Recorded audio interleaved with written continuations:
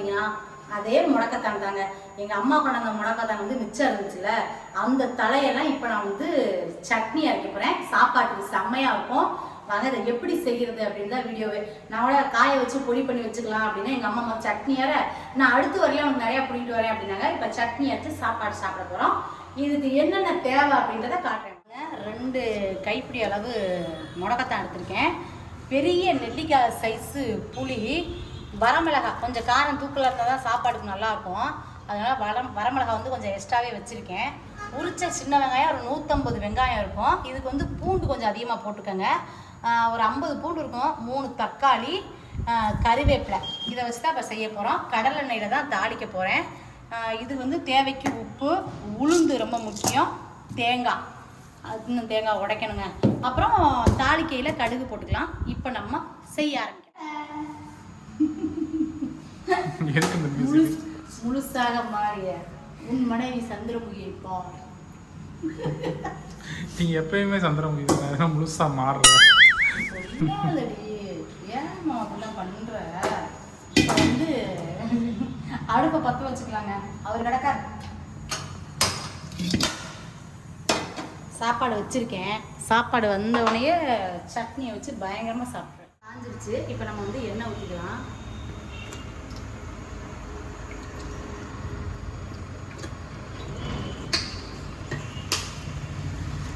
இதில் வரமிளகாய் போடணும்.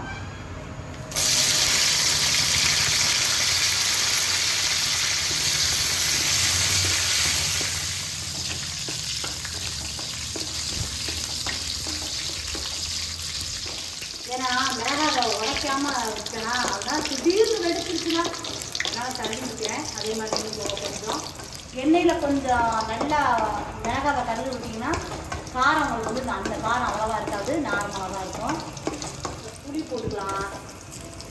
அப்புறம் சின்ன வெங்காயம்,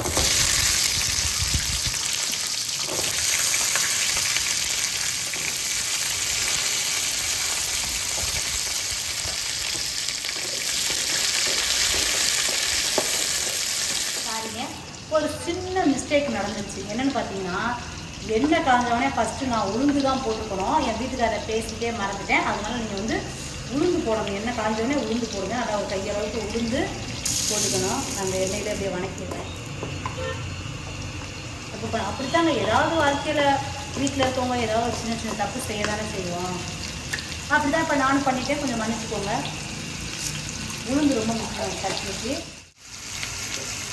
தக்காளியெல்லாம் போடுறதுக்கப்புறம் உளுந்தை போட்டோம்னாக்க கண்டிப்பாக வந்து செவக்காது. அதனால் இப்போவே வந்து செவக்க வச்சிடணும். அதனால் உளுந்து வந்து கொஞ்சம் நேரமாக செவந்துருச்சு. இப்போது பூண்டு போடணுங்க.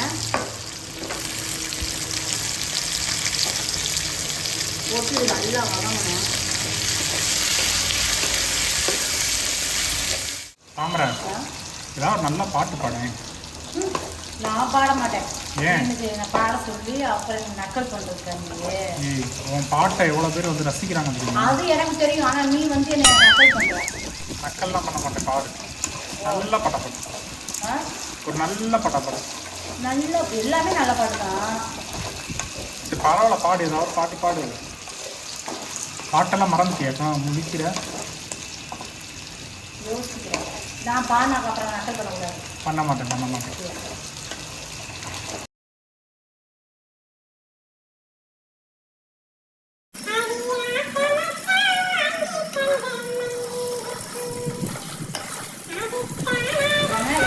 வதங்கினதுக்கப்புறம் நம்ம தக்காளியை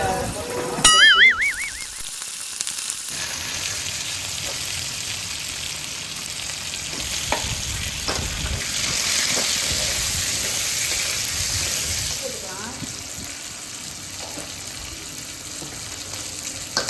தேவைக்கு போட்டுக்கோங்க. உங்களுக்கு எவ்வளோ சாப்பிடுவீங்களோ அந்த அளவுக்கு போட்டுக்கோங்க. அதையும் உப்பை மட்டும் தேவைக்கு போட்டுக்கலாம்ன்றாங்க. தப்பா நிறையா போட்டோம்னா எப்படி சாப்பிட்றது? தக்காளி எல்லாம் இந்த அளவுக்கு வதங்கிருக்கு. இப்போ நம்ம முடக்கத்தான் அள்ளி போட்டுக்கலாம். காற்றடிக்கவும் அப்படியே இருக்கிற பறக்குது பச்சை பச்சை செடியில் இருக்கிற மாதிரி. இப்போ எல்லாமே அப்படியே இதாகிடுங்க. சுடுங்க. நல்லா வதக்கிக்கிறேன்.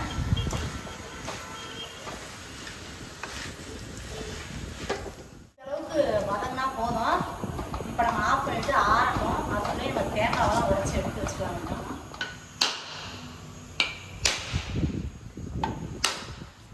பரவாயில்ல, தேங்காய்லாம் நல்லா உடைக்கிறேன். ஓ, தண்ணி எனக்கு தான். தேங்காய் நல்லா இருக்குன்னு பாருங்க. தண்ணி குடிப்போம். அவசரப்பட்டு தண்ணி குடிச்சிடக்கூடாது. முக்கியமான விஷயம், தேங்காய் உடைச்சவனை இதை வேஸ்ட் பண்ணாமல் இப்படி குடிச்சிடணும். அடிப்பாவி. இதை குடிச்சு முடிச்சதுக்கப்புறம் தான் நம்ம அடுத்த வேலையே செய்யணும். தேங்காய் எடுத்து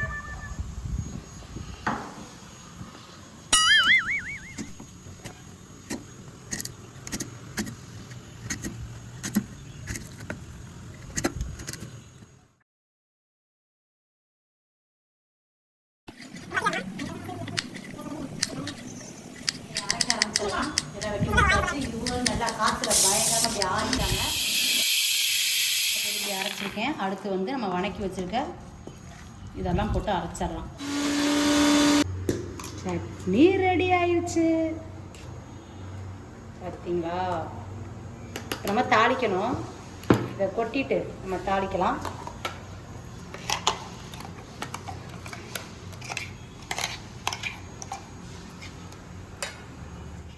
இப்போ நம்ம தாளிக்கிறது மட்டும்தான். எண்ணெய் ஊற்றுறேன். இந்த தூக்கலாக ஊற்றுனீங்கன்னா அந்த துவர்ப்பு தெரியாது. கடுகு நல்லா பொரிஞ்சிருச்சு. நம்ம கறிவேப்பிலை போட்டுக்கலாம்.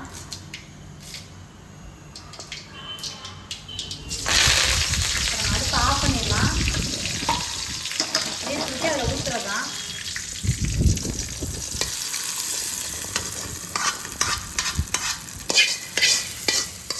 சட்னி ரெடிங்க. அவ்வளோதான், நம்ம போய் சாப்பிடலாம். அப்படியே மணக்க மணக்க சுவைக்க சுவைக்க சாப்பிடலாம். வாங்க சாப்பிட.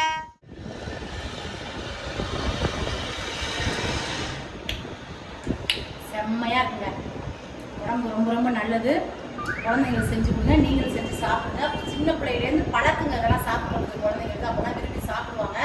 ரொம்ப ரொம்ப டேஸ்ட்டாக இருக்குது. மறந்துடாமல் எங்களோட ஃபேமிலிக்கு சப்போர்ட் பண்ணுங்கள், சப்ஸ்கிரைப் பண்ணுங்கள், கமெண்ட் பண்ணுங்கள், லைக் பண்ணுங்கள், ஷேர் பண்ணுங்கள். மறந்துடாமல் பெல் பட்டன் அமுக்குங்க. பபாய்.